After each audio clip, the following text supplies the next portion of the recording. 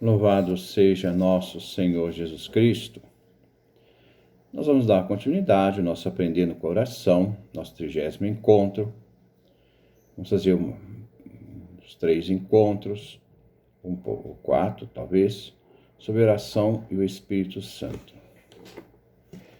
O termo da língua grega para dizer espírito é pneuma, que traduz a expressão hebraica ruá, sopro, hálito de vida, vento, espírito.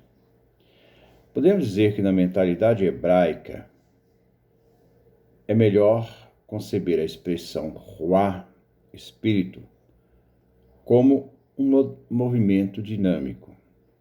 Assim, um modo de falar de espírito é considerar de modo concreto seus efeitos. E então, o hálito divino é um dinamismo de comunicação, que tem a força para transmitir algo da vida, que palpita no interior. É o hálito que permite a efusão amorosa, sob a forma de beijo, que une as respirações dos seres viventes, que se possam, com amor, transmitir um ao outro a mesma energia vital. Essa é uma comparação que eu encontrei num livro. Em muitos textos do Antigo Testamento, o Espírito se assemelha à alma, ou ao coração. O Espírito não é nunca uma posse permanente, uma propriedade do indivíduo. Somente num texto do Antigo Testamento se fala de um vento, sopro, ou energia divina que sopra, que pousa e permanece na pessoa, quase como uma propriedade estável. Nós vemos no profeta Isaías, no capítulo 11. No livro dos Números, o Espírito pousa sobre os 70 anciãos. No livro de 2 Reis, capítulo 2, versículo 15, se fala do espírito de Elias, espírito profético. Mas em todos os outros lugares do Antigo Testamento, o Antigo Testamento fala 377 vezes do Espírito, como também no Novo Testamento fala 379 vezes. Estamos sempre diante de uma transmissão de uma energia. O Espírito é criador, cria vida de situações novas. Mas também nós encontramos alguns textos, principalmente no Novo Testamento, que fala também o espírito do mal. Há o espírito criador, o espírito que vem com esse sopro, esse hálito divino que conduz o ser humano ao bem, mas também no Novo Testamento nós encontramos algumas referências ao espírito do mal.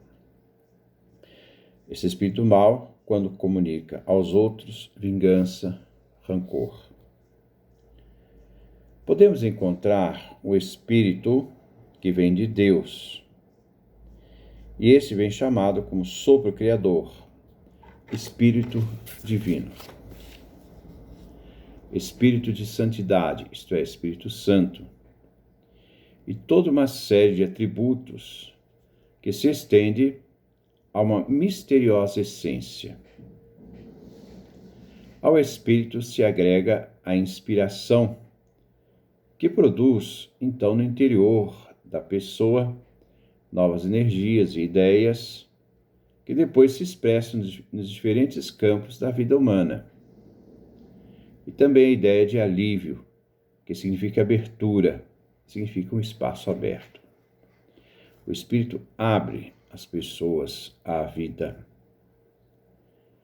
inspira as pessoas ao louvor, à ação de graças, à tomada de consciência da sua realidade humana, da sua fragilidade.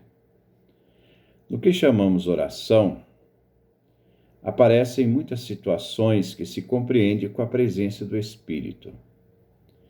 E se pode então dizer o que realmente se entende por oração. Assim como o vento pode ser observado, experimentado pelo indivíduo, e que o ser humano não pode dispor dele segundo lhe pareça, porque escapa ao ser humano, diz que o Espírito sopra onde quer. Não é o ser humano que determina quando o Espírito sopra ou não. É uma ação que independe do ser humano, né, e está fora do ser humano, que também pode agir na sua interioridade.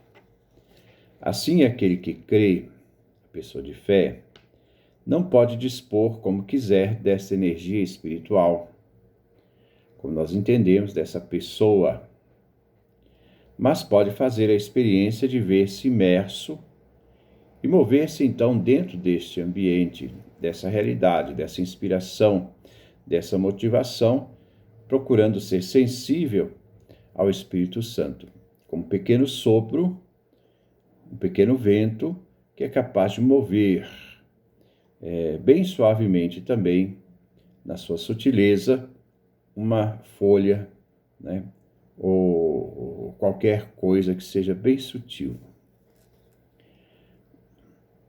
Não podemos falar de oração como um conjunto de práticas humanas. Não são as práticas humanas que definem a oração, não. Essas práticas humanas que vão estabelecer o contato com Deus, não são essas práticas humanas.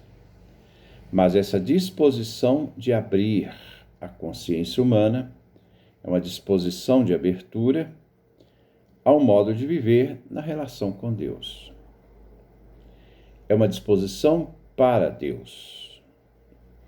O ambiente em que a pessoa se descobre viva para ser destinatário de um contínuo dom de vida por parte de Deus. Do Novo Testamento, não emerge nunca uma oração ao Espírito Santo. Mas no Novo Testamento emerge simplesmente toda a oração, seja louvor, súplica.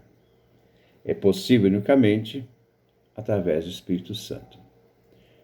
São Paulo diz: ninguém pode dizer Abba ao Pai se não for impulsionado pelo Espírito Santo.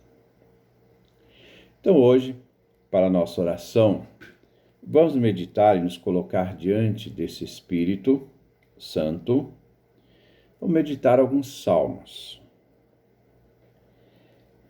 E neste salmo, pedir a Deus, por meio de seu Filho, que tenhamos essa sensibilidade da percepção da ação do Espírito Santo dentro de nós. Que nós tenhamos também, nesta oração, a graça, a lucidez, para bem estar dispostos e perceber essa inspiração que vem de Deus, que age em nós com sensibilidade e nos dá, o Pai e o Filho, nos dá este Espírito Santo que é doador de vida, que nos inspira no projeto e no caminho de Deus.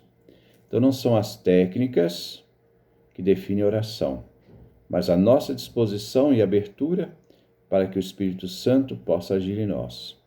Mas para que ele possa agir em nós, sempre nos colocar em oração, pedindo este dom ao Pai e ao Filho. Vamos, então, nós temos duas propostas de meditação. Nos coloque nessa oração, procure meditar cada passo, cada palavra. Nós vemos aqui Isaías, do capítulo 11, do versículo de 1 a 5. Vamos ver quando Jesus diz, naquele momento, os dons do Espírito Santo. Quando Isaías fala do dom do Espírito Santo. Mas também nós vamos ver o Salmo 104, da versão hebraica, 103, da versão grego-latina. é aquele salmo onde, né, se diz o salmista, né, envia teu Espírito, Senhor, e renova a face da terra. Vamos então estar em meditação, contemplação, no exercício de oração. Que Deus nos dê a sua graça, a sua bênção, a sua face resplandeça sobre nós.